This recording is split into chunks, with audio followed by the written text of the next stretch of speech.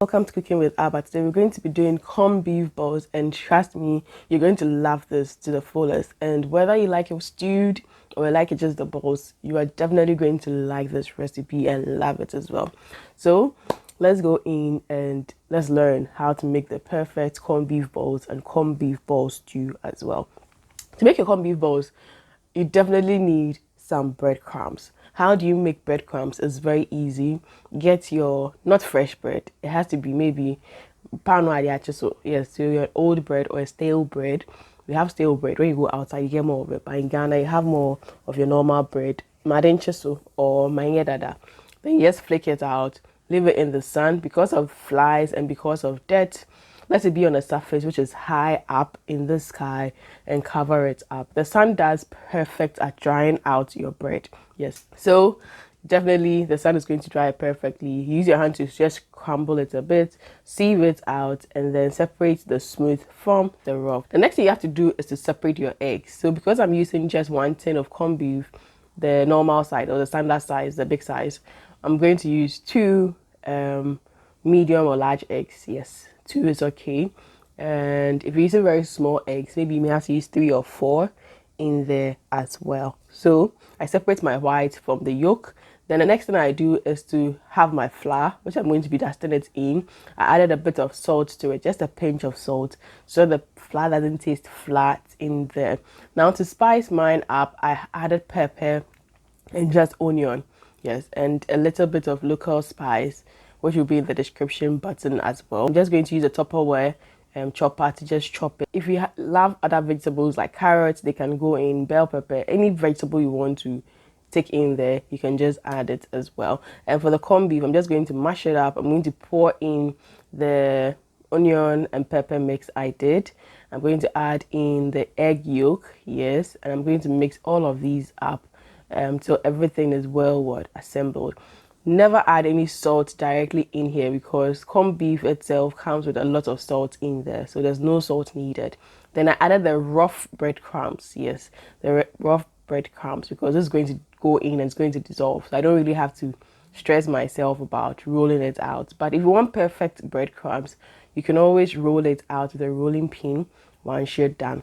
So I'm going to mix all of this for it to come together. And these days, the corned beef, especially the ones we have in Ghana, it's very hard. I don't know, like, it's hard for you to get a very good textured corned beef these days. It comes with so much oil, or it's very much flaky, that kind of vibe. So you may have to increase your breadcrumbs or use enough breadcrumbs in there for it to be able to hold. And I learned one trick when I was doing this, or one trick came to mind when I was doing this particular video. What came to mind was to keep my corned beef in the refrigerator. Yes, so when I took it out from the tin, I placed it in the refrigerator so that how do you call it, the oil binds or it gets cold and firm in there. So the thing is, you need to coat it in your egg white, coat it in your flour, the plain white flour, then you coat it in your breadcrumbs. Yes, so it's egg, flour, breadcrumbs, egg, flour, breadcrumbs. That's the main vibe. And for you to go from flour to breadcrumb, you need to pass it through the egg once again.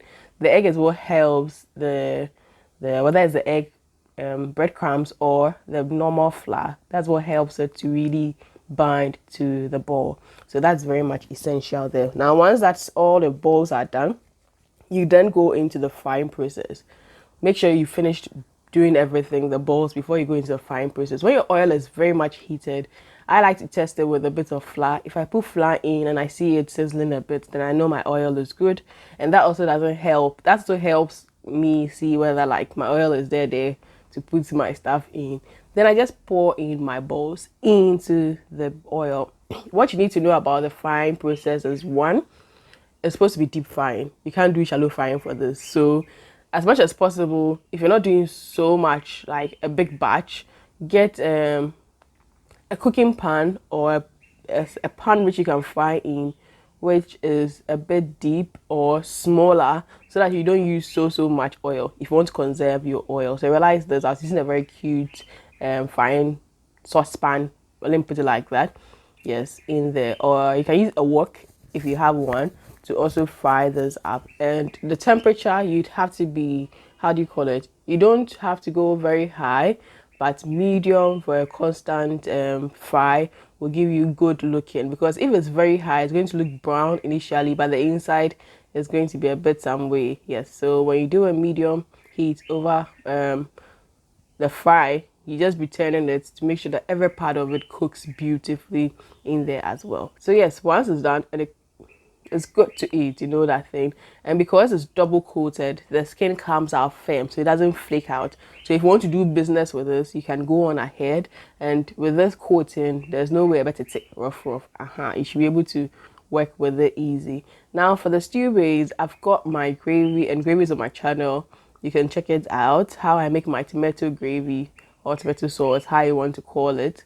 Then because it's very much thick, I add in a bit of water to lighten it up a bit, because I'm doing a stew, and I like to have in some spring onions and some onions. Yes, so fresh onions and spring onions are great for me. Any vegetables of your preference, whether I want to use carrot, bell pepper, any vegetables of your preference, they go in. I add just a little bit of salt because of the fresh vegetables I had placed in there, because my gravy already has salt. And the corned beef balls, like I told you, don't go there with any salt, because if you add any salt to your corned beef balls, you are doomed for what? Salt hike. So be careful about that. I guess let it simmer for it to bubble up. Then my corned beef balls goes in as well. So I just drop them in, and I'm just going to flip it so that the stew goes to every part of it. And as I'm doing that, I'm also using it to create space for the corned beefs to go into it. Yes, like I said, I wanted to do a small base. I didn't want so much stew base, like so much stew that the corned beef balls were one. No, I wanted more of the corned beef balls in there as well. Yes, in modernity. So yes, you just have to flip each part of it and then let it cook up beautifully. And you can let it simmer once everything is in there, so that the stew also goes into the corned beef, which gives it a whole different vibe. A whole different vibe. And this, you can enjoy it with your carbohydrates in there as well. So once it simmers down, you can just put it off. Don't forget that your gravy is already cooked, your corned beef balls is already cooked, everything is already done, so it doesn't take long to make your corned beef ball stew. So yes, once it's done, I served it with some rice. Yes, rice, plain rice always goes great with it. I also served some with some jollof, corned beef jollof. Yes, you should check out that recipe as well. And I'm just going to enjoy it. See how the inside is. It's still corned beefy. You don't feel so much. Yes. So if you check your breadcrumbs, if you check the quantity you're putting in, you should get perfect corned beef balls, which can last you for a longer while. You can store this in your refrigerator, or you can freeze it for when you're ready to use. And if it's in your refrigerator, please do consume within 3 to 5 days, or maximum 1 week. If not, keep it in your freezer, because corned beef can get a bit slimy once it stays how do I say, outside the freezer as well. So till I see the next food video, do live life to the fullest, be joyous, be merry. Lots of love for my team and I. Mwah.